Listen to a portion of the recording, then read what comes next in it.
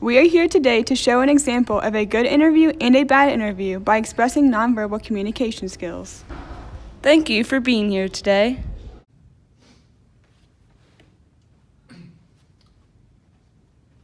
What's going on, bro?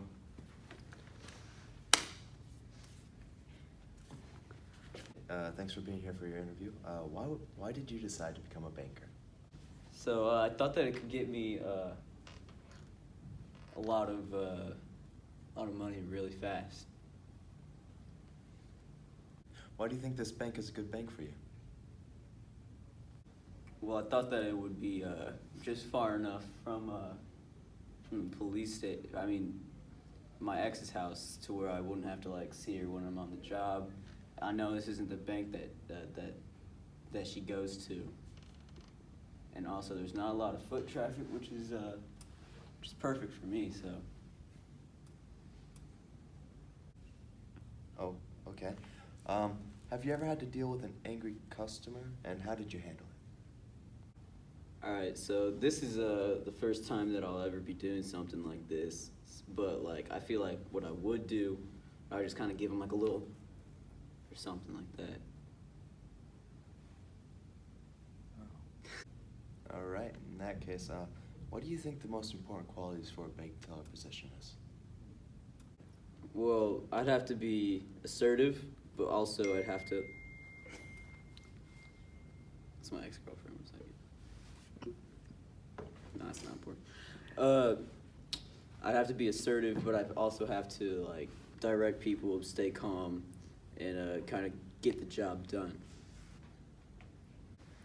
All right. So if you were in a condition or a situation where a customer was not sure about this bank, how would you convince them otherwise? I could, well, I guess what I could do is I could, let them in on a little secret that I have, and, maybe cut them in on it. Yeah. Oh, shoot, my bad. All right. Well, thank you for your time. You'll be hearing from us very shortly now, and have a good day.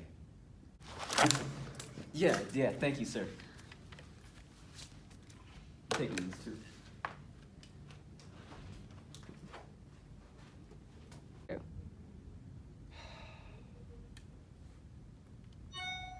Carol, could you please call security?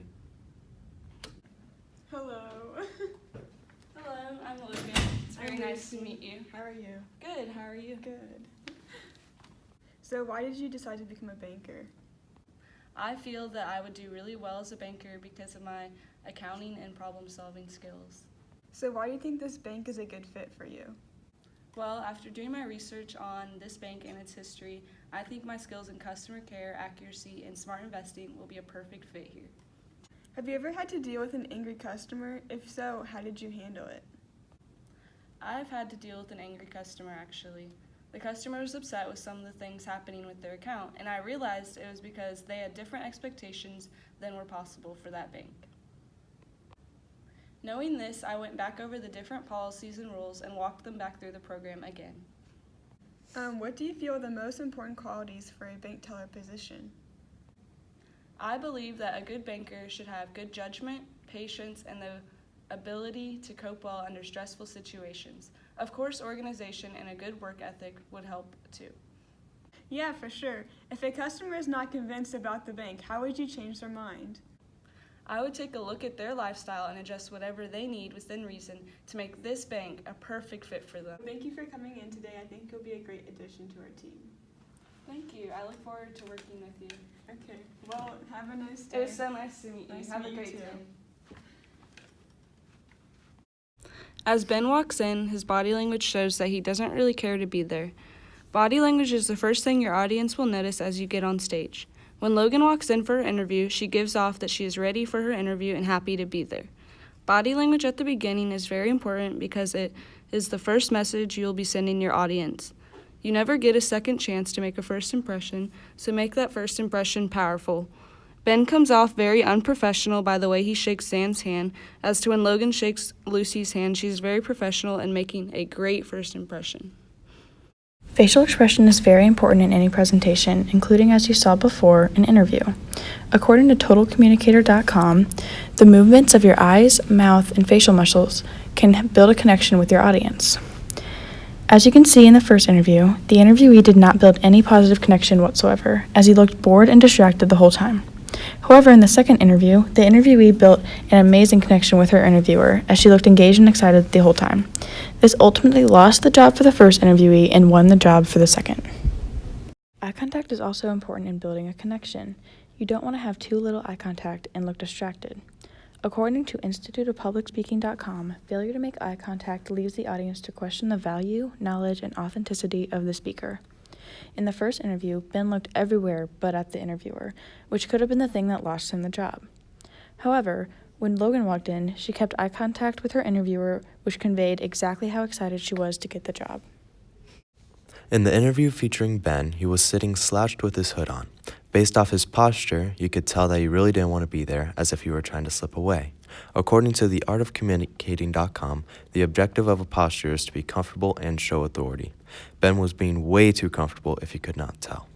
When Logan was being interviewed, she had great posture that made her feel powerful. She was comfortable and showing authority at the same time. Gestures can both help and harm.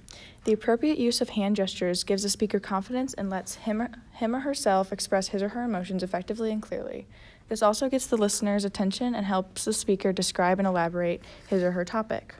For example, Logan used very helpful and professional gestures that helped her interviewer understand her. However, Ben uses gestures in a very distracting manner and distracts from his qualifications, if he had any. Do you think that nonverbal communication is important, and why?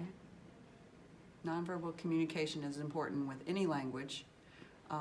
It helps express feelings and emotions better than words do most of the time. Thank you.